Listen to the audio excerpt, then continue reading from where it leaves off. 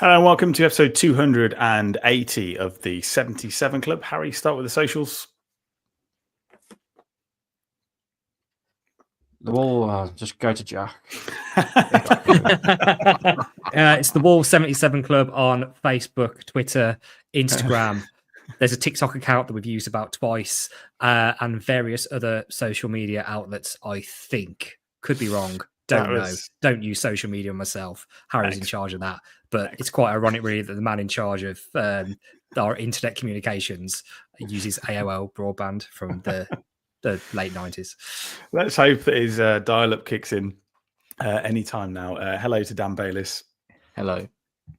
I mean, Harry, I'm going to try and start with you. I don't know what's going to happen, but we'll start with Southampton. It seems like a lifetime ago. Obviously, got the international break in between now and then. I wonder if we can just start with that 2-0 win. It's a win for Wolves this season. Let's go to Bayliss. Yeah, I don't know if you can hear me. Put you out. Yeah, go to Bayliss. Fuck it. Come on, Bayliss. I mean, we've got to start with Bayliss, actually. I think Dan, the moustache is gone, sort of. Thank God. Has it? Yeah. Well, I've got the rest back. It got to about 80 minutes, and I was watching it at home. Perfectly legally, of course. And my missus was like, right, get in the bathroom, get that off. So the moustache. You've well, for those who obviously listen to the podcast, Dan now looks like David Brent. So that will Jack, a first win. I mean, you can look at it different ways, can't you, as with most stats? Is it 2 wins in 22 or unbeaten in 3? I mean, it depends on your outlook, I suppose. I think it's probably the former, really. The fact that it's Luton in April or May last season, and this is our first win since then. It's bordering on embarrassing, isn't it, really? And if ever there's a game that we had to win, it's against a team that has lost every game they've played away from home so far this season. And, we started brilliantly, didn't we? Like, we couldn't have asked for a better start to go 1-0 up within under 2 minutes on the clock. Really, it's a great finish by Sarabia, and then from there you're just sort of thinking, right, these are really bad. From that 2 minutes of football I witnessed, Southampton looked really, really poor.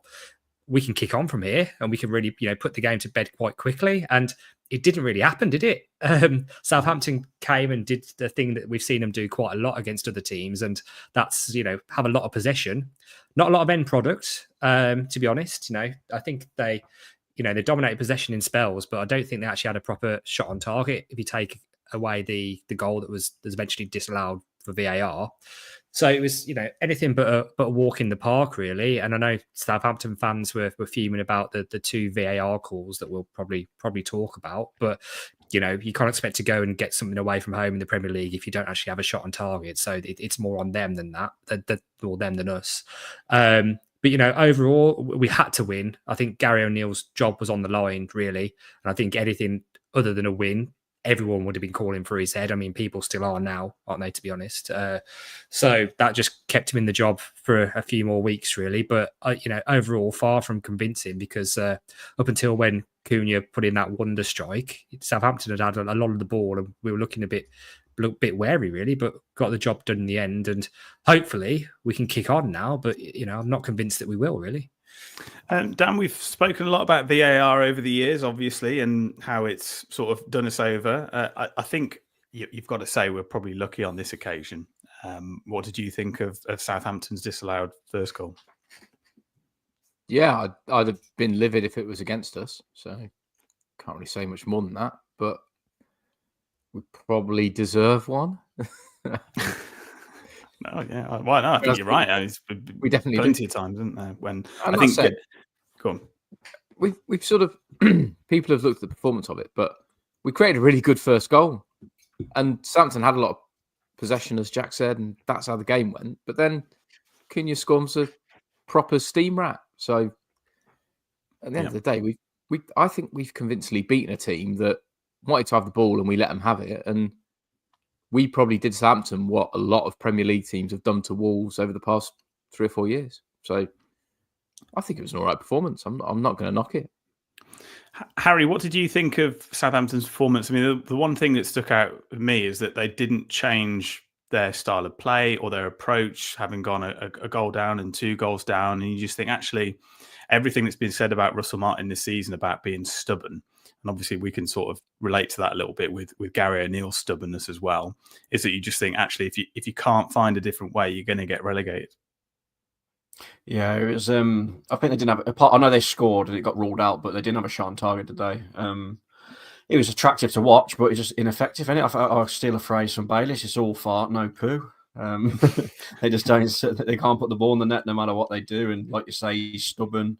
But if they're going to keep playing like that, they will go down. They need to try and shithouse it a bit if they've got any hope. But fair play to play like that, but they just haven't got the squad or the players to do it. And although we were very shaky first half, and I thought they were the better team, I think we deserved the win in the end. And thankfully, we got it over the line, which we've criticised a lot. But like I said, the last podcast we had, if we can't beat Southampton at home, we might as well have packed our bags. So it was a good win, but it was a win we had to get at the same time. So I'm not going to get too carried away.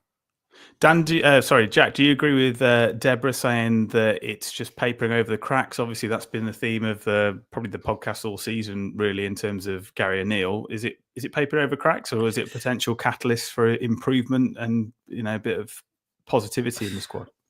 I think it is papering over the cracks a little, but the only way is up, really, and only time will tell. Beating Southampton, and I know we've had a couple of points as well before that, which is better form than we've had for since April, really. But it's all about where we go from here, and does it give the group confidence? And I know it's been a terrible start to the season, but there has been good bits. It's not just been like we've been getting battered every week and there's not a chance. We've had some good spells against good teams, but just switched off at crucial moments, or just had a game of 2 halves going on. And if it can gel it all together, then by all means use Southampton as one to kick on. But the fact that we're playing, on paper, one of the worst teams in the league, and a team that hasn't picked up anything on the road this season, and they're still dominating the ball against us in large spells, particularly in that first half after we scored. I think the second goal sealed it, but it's still a bit of a concern. I don't think we were that brilliant. That said, on the VAR calls, I know the Southampton fans were raging, and I know a lot of the commentators and pundits were sort of saying as well, they've been hard done by there. But I think they were spot on. I think VAR got them both 100% correct, really, because I think for the first one, Semedo is very smart, and he deliberately puts his body in between the ball and the player, so he goes through the back of him. And when I was watching like that in real time, I was like, straight away, that looks a foul. And I was surprised it wasn't given straight away, and I thought they'd look at it, even though no one was really mentioning it. And I'm glad they did. I think that was correct. And the Dawson one, which obviously led to that Cunha wonder goal, I think he just good defending, really. He gets up close and personal. There's a little bit of contact, but it's not enough to throw him to the ground like that. And I think he's just strong, really. It's what you want your centre back to do. So I don't think there's much to moan about. I think both of those were absolutely spot on. And obviously, probably the best part of it was just after Cunha's hit that one in the back of the net, watching Ramsdale run the length of the pitch, the referee get booked because he was absolutely crying like a little bitch. It was hilarious. He didn't get a great reception, did he, Harry? Ramsdale. No, he's a twat, isn't he? He is. But yeah, I think they had I think the Bueno one was more of a foul than the Dawson one, just before the Dawson tackle, if you remember, out of the 2. But we got away with one. We did. If it had been the other way around, we'd have been fuming with that, let's be honest. I think their goal that got disallowed, I agree. I think it was a foul on Semedo. And I remember at the time actually screaming for the foul as it happened live. So when it went in, I did think to myself, I'm back on mine, they probably will check this. But match of the day, wasn't it? They were adamant that it wasn't a foul on Semedo, but I disagree. Dan, it's a first clean sheet since what month of 2024, do you reckon? Oh, March. Oh, 1 month out. It's February. I mean, what did you think of Jose Sar's performance? I mean, a little bit more assured. I mean, he's just so hot and cold, though, isn't he? It's just, you just don't know who you're going to get, I suppose. Yeah, good and shit feet. So. That's it. That's absolutely right. Yeah, his kicking does give you kittens, doesn't it? But a much better defensive display, Jack. Obviously, Santi Bueno, I think, is growing into the season a little bit more. I mean, he looked very shaky. I think Tossi also probably deserves a shout out as well. He looked like Bambi on ice beginning of the season, but he seems to be growing with confidence a little bit. Yeah, look great against a team that just can't score anyway, really. So Yeah. again, is it a bit of a false positive that we're sort of seeing? But no, I agree. I mean, when Totti at the start of the season looked like he was drunk at the first few games. I don't know where he'd been in the summer, but he was a bit all over the place, I think. And Santi's come in and done well, really, because quite surprised. I think I've said previously on the podcast to see him sort of pushed into the place of fourth or fifth choice centre back. When most of the time, apart from a few ropey sort of cup performances, he's done okay when he came in. So, that's a positive. But the issue is, and one of the things that we've been saying, since the transfer window closed, is we are still very light in that area.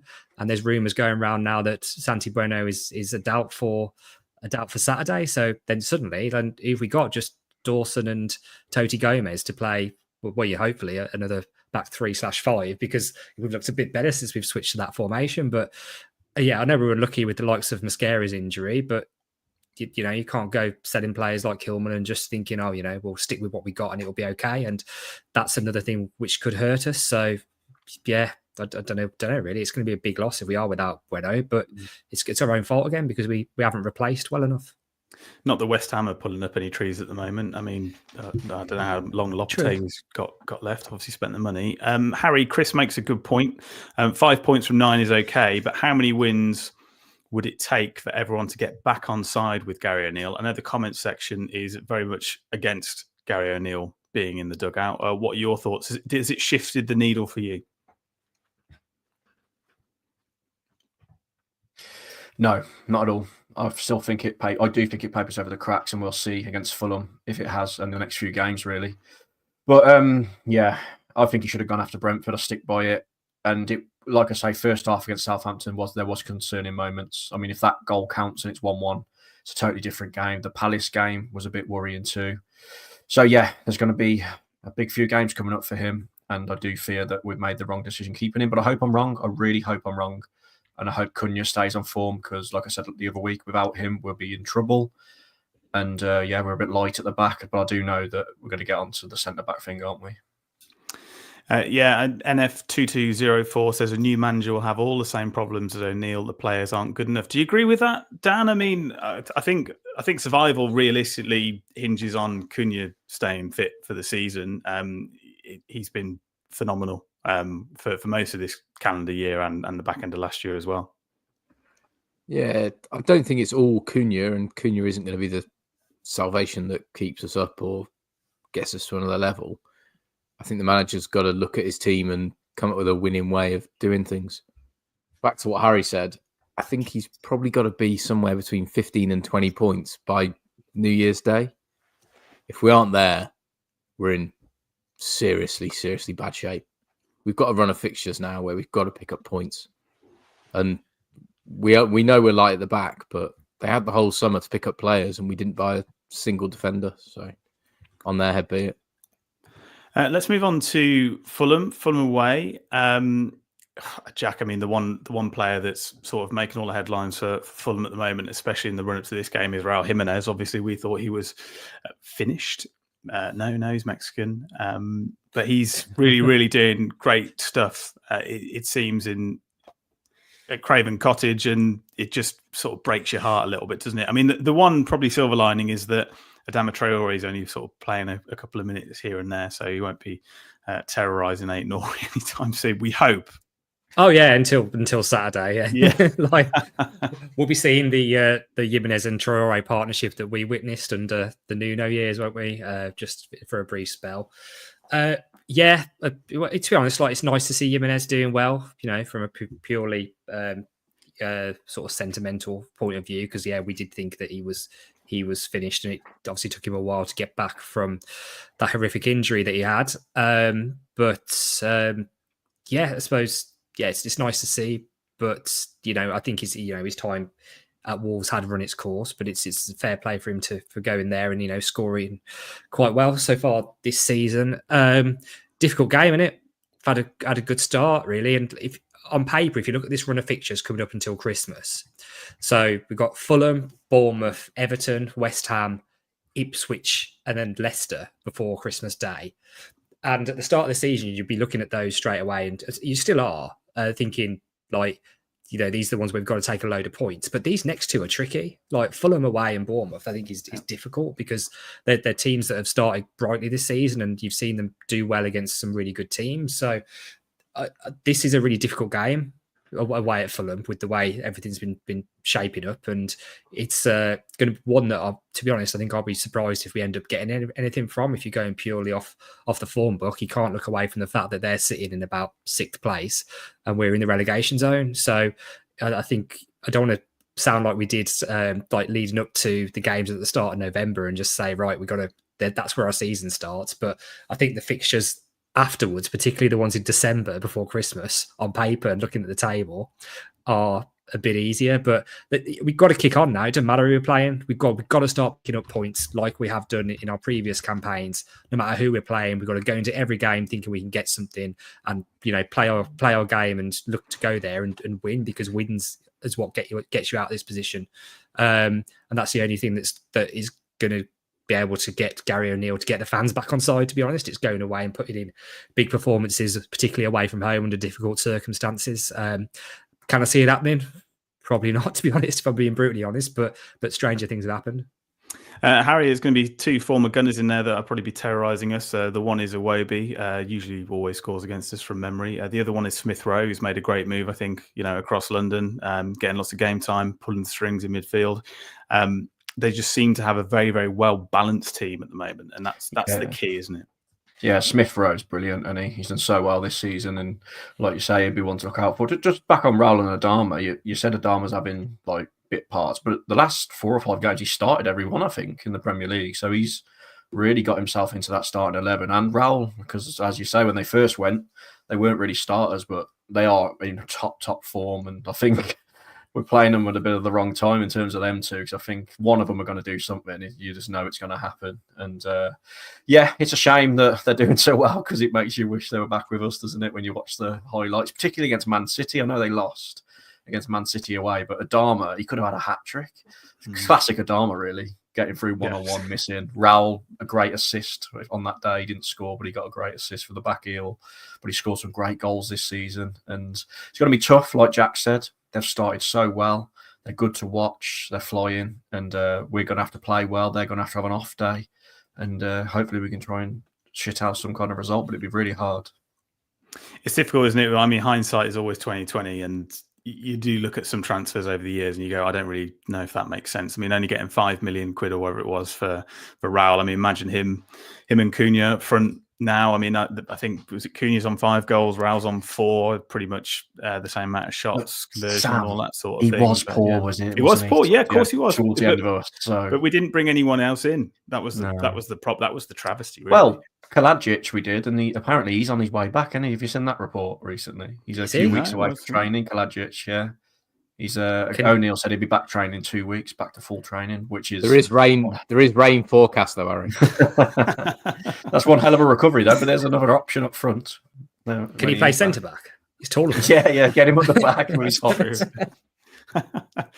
Deborah says Fulham haven't scored from a set piece all season. We'll get ready to get that monkey off your back. Also, Wolves have scored, I think, the 3rd most goals from outside the box, and Fulham have conceded the most goals from outside the box. So, that could come to fruition. We don't know. Dan, would you make any changes? Do you think it's going to go, stay as a back 5, or do you think he's going to change to a 4? I'm not sure we've got enough defenders to go for a proper back 5, have we? So, Alfie Pond. Yeah, I don't know what we're going to do. Maybe. I'm a little bit worried. I think it might be a 4 at the back, and oh god, Adama running at us and Raul firing again is terrifying. I'm worried about this one. I've never seen us play that well at Fulham. I think I've only ever in my entire life only seen us win there once. And Adama got the winner.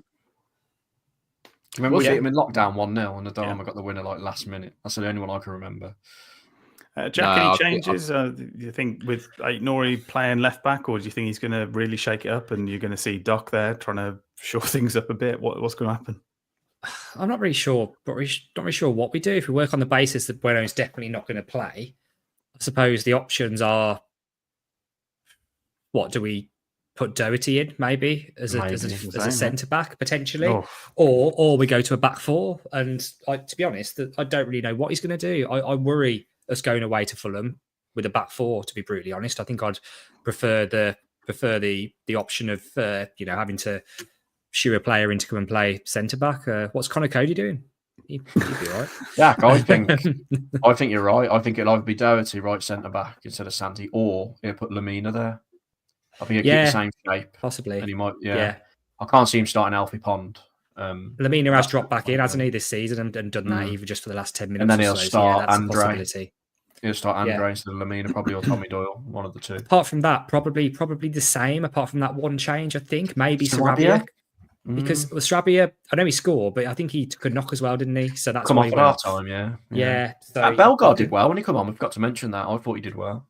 I mean, he should have scored at least one. Yes, that's the issue, because I know it was that one where he tried to score from the halfway line. It was he just took a chance, didn't he? But he should have been a bit more on his toes probably for the one that Aït-Nouri put across quite late on. But yeah, he did all right. So maybe Bellegarde for Sarabia and just swap. I'd say probably Doherty for Bueno, if that's an option. What do you reckon, Harry? Yeah, I agree. I think that's it. I mean, Lamina's a shout as well, but I can't see him going to a back four. I just can't. I think he will want to stick with a five. So even if Santi's not fully fit, he might just risk him. But it'd be interesting. But it is worrying news that it's come out, so there must be something with that injury. But yeah, a back four would be disaster, I think. I really do think it'd be disaster. I think we conceded quite a few goals. I think another player to mention is Forbes. I mean, I'm fanboying over him most weeks, but I think his pace is just electric, isn't it, Bayliss? And maybe it could be that quick outlet that we need, because there's not much pace in that side, and especially if you're taking Lamina out of midfield and putting him into defence, potentially, then you're going to need that direct ball, that more direct attacking football. Yeah, I don't mind the lad. I think we have got pace. Cunha's pretty quick. Aït-Nouri's pretty quick, and we do break through the middle quite well, but the lad's played well. I just think he needs a bit more time and experience to come into a side. And where you're up against it, you haven't really got a fit five to play at the back. He's going to struggle. Did you see that Forbes has been clocked as the fastest Premier League player this season? Has he really? Just ahead of Nunes, believe it or not. Mateus Nunes. And I can't remember the other player. He's been clocked. He only sits on the bench. Yeah. Wow, I'd never guessed that if you hadn't have said. I mean, that's ridiculous. I think if Forbes and Adama Traore are on the same pitch at the same time, it's like starts the apocalypse or something. It's just going to be the same thing. They'll both do great runs and then just hit it into the stand and take turns to do it. But like the Incredibles. Yeah. Harry, let's do a score prediction. Oh, I think we'll lose 2-1. 2-1 to Fulham. Jack? 2-0 Fulham. We have. I'm going to go 1-0 Wolves. I'm going to be optimistic. Bayliss, you're an idiot. Yep, clearly. I'm going to have a Desmond. 2-2. Excellent. Well, let's have a look at latest betting odds. Yeah, so fairly interesting. Fulham are obviously favourites at home. They're not playing too badly. A couple of little scorecasts to start with. All pretty high odds, which is weird. Wolves to win 1-0. Cunha to get the goal, 75-1. That's the one. That's the one, Jack. Write it down. 75-1. Yeah. All right, fine. I 1. want £50 off you Saturday morning for that bet. Right. Thank you. Cheers. Here's an interesting one. 2-1 to Wolves, but Jimenez to get the first goal, 100-1. And then a Desmond, a 2-2 draw, Aït-Nouri first goal, 230-1. The one I really liked, and it'd be so Wolves if this happens. Fulham to win the game, Jimenez to be the first goal scorer, under 1.5 goals in the game. So basically 1-0 Fulham. If you do that on a bet builder, you can get some decent odds. You can get up to sort of 27.5, 30-1 with a couple of bookies. So there's plenty of value out there. Lovely. Thank you very much for that. Neil says Fulham will win 4-1. Chris is going for 3-2 Wolves. So the fan base is officially split. So there you go. Deborah says, Harry, will you be back on the piss quicker than you think watching Gary O'Neill and his gormless training squad? I did want to ask you, actually, Harry, because you had Bovril at the football, which is very, very strange for me still. 2 Bovrils, actually. You're basically 90% gravy by the time the final whistle went. And then we went to the darts afterwards, which I hadn't planned to do. I just wanted to see what you thought of the darts as a sober experience. And secondly, can you tell us how you got on when you had a go at throwing darts yourself? I thought I might as well have been pissed when I had to go at that darts game backstage. I thought you were. Yeah, I nearly missed the board. No, it was a weird experience, to say the least. A bit of a struggle to get through the night, watching all you lot trip over and, yeah, singing boring tables every 2 minutes because we were sat in the seats. To be fair, Sam, to be fair to you, you were probably the only normal one at the end of the night. Everyone else was gone, dribbling, being sick out of car windows. Might have been snowing, but we won't get into that. It wasn't the greatest. What was I going to say? It wasn't the greatest advert, was it? I suppose it made me think. I'm glad I'm not drinking. Put it that way. Yeah. Well, I can't imagine what I was not. Harry, when I'm pissed. What day are you on now? It is day. I'm not counting, I promise, but it's day 54. Day 54. So you're over halfway there. You're over Bon Jovi. Halfway there. Sam, did you like the darts, by the way? I really enjoyed it. I thought it was great and Grand really slam. good atmosphere. People from Wolverhampton are the best at chance. That was evident. I stuck it on the other night, actually. Luke Littler was on stage for 5 minutes. We went in the group stage, didn't we? And he won 5-0. And if you blinked, if you missed the toilet, yeah, he might as well. Mickey Mansell won, didn't he? He ended up getting to the semi-finals, Mickey Mansell. Yeah. Is that your uncle? Yeah. I practiced with him. That's why he's so good. That's why he's so sharp.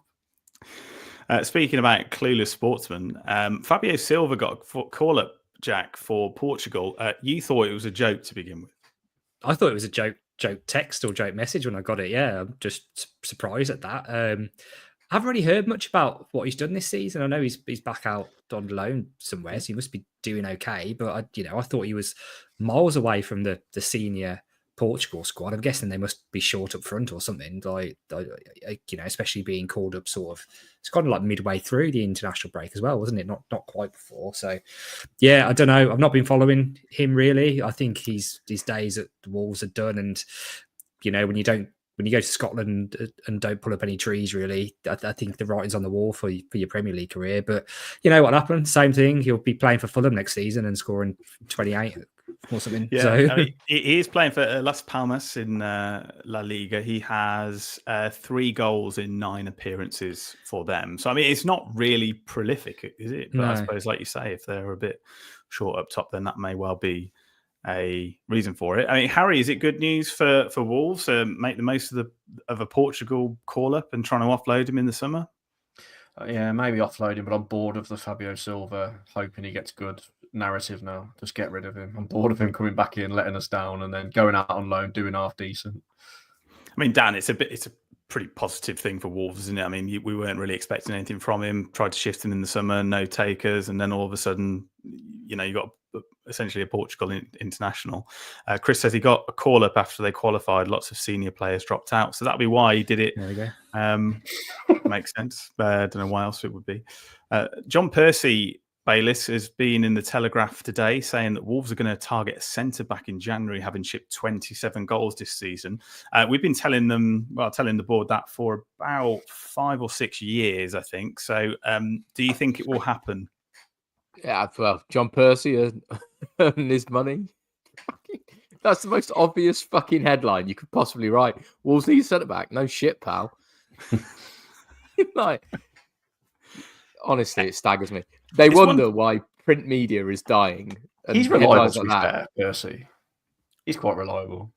I know that's a story anyone could write, but he don't write. Man that can't see wants some eyes. No, but he's usually pretty good, Percy. He's not one of these make it up and post it people. Do you think it's anything in it, Jack? I mean, who do you think they'll be targeting? Because, I mean, the problem for Jeff Shee will be that you're going to have to spend a lot more money in January than you probably would in the summer, which pushes the prices. No. And if people know that you're desperate for a centre-back, they're going to be charging top dollar. Well, yeah, I don't know who. I mean, the one sort of glimmer of hope is when we were in this situation under Lopetegui, they did spend, to their credit, didn't they? They threw the kitchen sink at it in order to stay up. And I know then we had limitations after that with financial fair play. Still do now, really, but for the couple of years that followed. So if we do get into the situation where we are in a relegation battle at Christmas, maybe Jeff will invest there. As to who actually wants to come, that's a different question again, isn't it? But, you think back to what they did with the likes of bringing Cunha in. That really helped us. So, there is still some hope there. And also just the fact that, we've only won one game since April. And I think we're only like one more win out of getting out of the relegation zone. Like that's how poor it is down the bottom. Yeah. So I think really, if we just put a little run together, particularly looking at those December fixtures where we get a couple of wins, I think there's a fair chance we'll be out of it. Obviously, like Ipswich the other week was a bit of a shock and those sorts of things. But I think overall, I think the tail of the Premier League this season looks really poor. Probably come back to bite me. But not really. I think look at Southampton the other day. Let's be honest. So I think if we can just put a run together at some point in the season, it doesn't even have to be a brilliant run. I think we can pull ourselves out of it. So hopefully it won't come to that. But I suppose the issue is getting a few wins in December and then Jeff thinking, oh, this is fine. No, we need to spend a penny in January. And then we go on free fall like we did under O'Neill last season. So we've got to be careful, really. Got to be careful. But John Percy, is he right that we need a centre-back? Yes. But I think, anyone could see that. And we saw it before the last transfer window shut. It's interesting that you mentioned the fixtures for the rest of this calendar year, and everyone's won a game now, and obviously a couple of weeks ago that wasn't the case. But Opta have done their analysis on the likelihood of relegation, and the 4 teams that they've got on the graph. You've got Everton at 17.6% relegation, then you've got Wolves 43.4%, and you've got Leicester 54.6%, Ipswich 67.1%, and Southampton 94.8% chance of relegation. Harry, obviously in the fixtures at the end of the season, playing a lot of those teams. Do you think there's much reasons to be cheerful there? The Opta computer seems to be on Wolves' side just. Yeah, I think that's probably about right. But I think I said the other week after Palace, that was the first time I really worried that we are actually going to go down just because of our defending. But we've got so much talent going forward. I think that will be our saviour, especially if we do quickly sort out a centre-half in January, as long as we're not too far off, obviously, after these run of fixtures up until Christmas. But yeah, I think we've just got to get above. I mean, you'd take 17th now, wouldn't you, the way we started the season? You really would. And I think Fosun would as well. So 40% sounds about right. Because if we do have a mini disaster and the likes of Cunha get injured and even like Dawson and people like that, we're in trouble. And it's going to be down to Jeff Shee, I suppose, as we've just said. Speaking of Jeff Shee, Harry, I think he had a bit of beef with our charity fundraiser, our Pride of Britain, Manny Singh. Just what was happening there? Yeah, it's a funny one because obviously he did samosa Saturday at the Southampton game. And the club have always backed him and like promoted it, and the Wolves Foundation have always backed him. And Manny put a few things on social media, and it turns out basically Jeff Shee was not happy with Manny sharing emails around the summertime. And I think Jeff Shee's basically told the foundation and the club don't help Manny anymore. He didn't get invited to the gala dinner either, which the Wolves Foundation put on to, help promote people who help the foundation. He give half of his money from Samosa Saturday to the foundation after the Southampton game, like $3,000. And I just think it's very petty, isn't it, from Jeff Shee? He's just not happy. It's one of them, and you can look at it two ways. Is Manny leaking emails? Should he be surprised that the club now don't want to help him out? But it's very petty that Jeff Shee is like even got the foundation to not promote it when, you know what I mean? I don't know. So is this about the "Don't worry, mate" email? Is it about that one? I mean, Yeah. Who ain't sharing that? Come on, like everybody's sharing that straight away if that comes into your inbox. Actually, from Jeff Shee, because it's just so ridiculous. So really. The problem there and the perpetrator of making that a thing was Jeff for sending that email in the first place, to be honest. What do you reckon, Dan? Do you think there should be some sort of trust when you're exchanging personal emails like that in the capacity of chairman of the club and a fellow supporter? I think it's completely on the chairman of the club. If you're going to send emails to a fan, then you've got to realise who you're sending it to. He hasn't sort of slapped without prejudice on it, or please don't share this publicly or anything like that. So more fool Jeff Shee. I mean, it's ludicrous, right? Like all of us go to work. Can you imagine if your big boss sent you an email saying, "Don't worry, mate." Like you're gonna tell your mates, and it's gonna go everywhere. He wasn't the only one, was he? Loads of Wolves fans shared it. But obviously, Yeah. Manny's got a lot of reach, hasn't he? He's quite well known, so it went viral. But I think but it's just petty, isn't it, to make the foundation stop helping him as well. It's considering how much very he's raised. petty, and and the guy is genuinely fantastic at what he does. Like he pretty much put his body on the line, walking the whole length of the country to raise money. He's raised tens, if not hundreds of thousands. Won a Pride of Britain Awards. Why should he then be sort of ostracized, pushed away by the club for sharing a ludicrous email? And it's mad that Jeff Shee even knows this goes on. Shouldn't he be above that? The chairman of a Premier League football club, shouldn't he just like concentrate on running the club and not be so aware of all this stuff? I don't know. I think he's a bit of a patsy, Harry. That's the problem. It's incredible, isn't it? Because you think to get to that level, and at a club, at a Premier League club, an established Premier League club for now, and doing that sort of thing, you just think, who's looking after the PR over there? The mind boggles. He's been dropped in though, hasn't he? Like she was just Fosun needed a face to go and run the club, and that's what Shee's job was. Well, there you go. Right, okay, let's move on to Harry's quiz, as Harry has a quiz. Yeah, so this week the quiz, hopefully everything goes well, but it's about Raul and Adama this week, obviously, with the Fulham link. 3 questions each, lad. I've got a tiebreaker. Who wants to go first, second and third? Sort it out between yourselves quickly. I'll go first. Who second? Whatever, don't matter. Jack second, Sam third. Okay, question 1, Bayliss. Who did Raul Jimenez score his first Premier League Wolves goal against? That's a tough one, isn't it? He scored quite a few. That is a tough one. His first Premier League Wolves goal. Dan's waiting for the comments, I reckon. Yeah, turn your comments off. Oh, yeah, turn your comments off. Yeah. I have turned them off. Sure.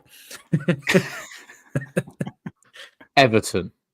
Well done. It's Everton. First game of the season. First game of the season. I thought you were going to say to me, Bayliss. The comments suddenly say Everton. Oh, yeah. That's a shock. Funny that. I'm not on the... Dan, who scored the other goal, Dan? It's a 2-2 draw, I think. Isn't it? Yeah. You've got to remember the other goal. Absolute perler. To prove how pissed we all are at the football, isn't it? It's really Neves. Yeah. Free kick. Loads got that in the comments. James, Chris, Steve, Deborah the Zebra, James, again, Chris, Rogers. Question 2 is for Jack. Keep track of your own scores as well, lads. So Bayliss has got 1. Yeah, Who did Adama Traore score his first Premier League goal against the Wolves? Should have predicted that was coming. Bloody hell, I can't remember. So it's going back to first season.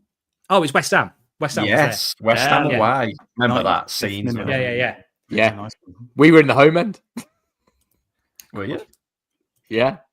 Traitor. Question 3 for Sam. Raul Jimenez broke Wolves' transfer record when we signed him for 30 million after a week before the FA Cup semi-final. Who was the previous record signing for 18 million?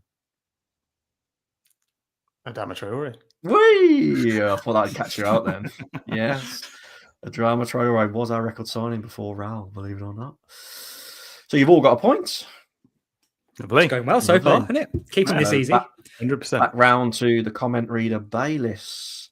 Adama scored his first goal for Wolves in Europe. Showing your hands doesn't prove anything. I know, yeah. It's the same as last time when you're like... You're gonna do what you did last time, Bayliss. I'm gonna close my eyes so you can't accuse me. Okay, I'll close my eyes. I'll close my eyes. Right, okay. Close your eyes. That's it. Cover your eyes. Adama Traore, who did he score?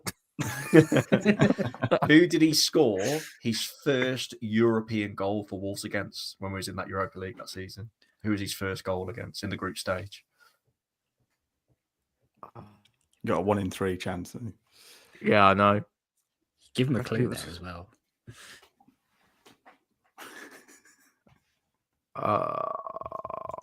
No. The clock's going like. Doom, doom, I know doom, it was at home. Just say Was one it again? Put your hands over your eyes. Here we go. I'm not looking at the comments. You just- I didn't. I'm not looking at the comments. I've got. All right, just say one of the teams that we played in the group stage. I'll give you a bit of a thing. The qualifiers don't count. Okay. Come on, Dan. What was he going to say then? Besiktas. No, it was actually, it weren't at home, by the way. It was the 3-3 Was draw it? away at Braga when it pissed down with rain. He scored in that game. Okay. Braga away, 3-3. Those were the days, my friend. Did any of you two know that? Sam and Jack? No, Well, it was a 1 in 3 chance, wasn't it? But Yeah. I don't We lost 1-0 to Braga at home, didn't we? I was thinking before when you said Europe, I wouldn't have gone group stage. I'd have probably said Yerevan because obviously we battered them. Who? That's probably what I said. Yerevan, Who's Yerevan? the The team in Armenian Armenia that we played. Farmers. Punic. Yeah, but it was in Yerevan, wasn't it? Oh, I thought you were calling the team Yerevan. I was like, who the fuck are they? Well, yeah. Right. Sorry. Anyway, we're going off topic. Question 5 is for Jack. Oh, this is so easy. Why did they give you the easy ones here? Raul scored his 13th Premier League goal away at Watford on the 27th of April 2019, making him break the record for being Wolves' all-time top goal scorer in a single season in the Prem. Whose record did he break?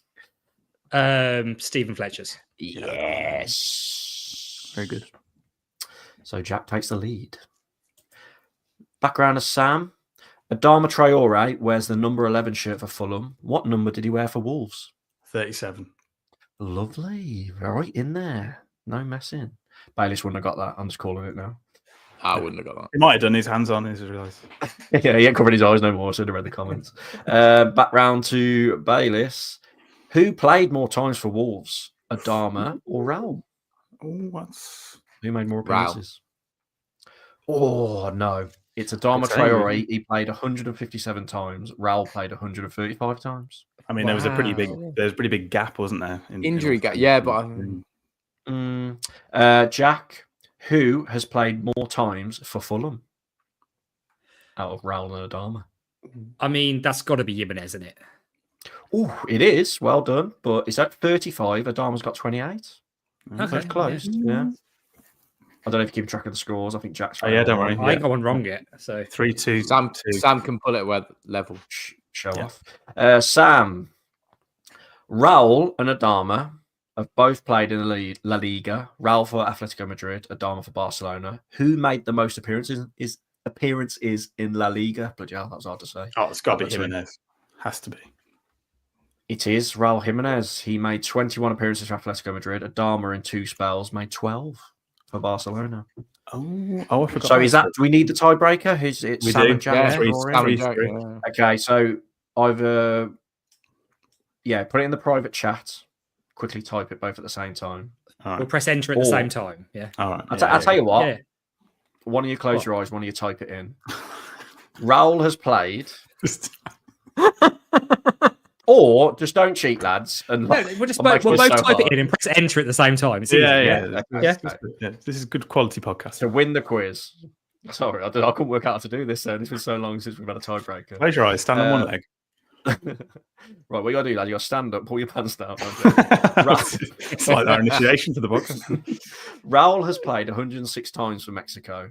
How many goals has he scored for them? Closest to the correct answer wins. 3, Ready? 2, Yeah, I'm ready.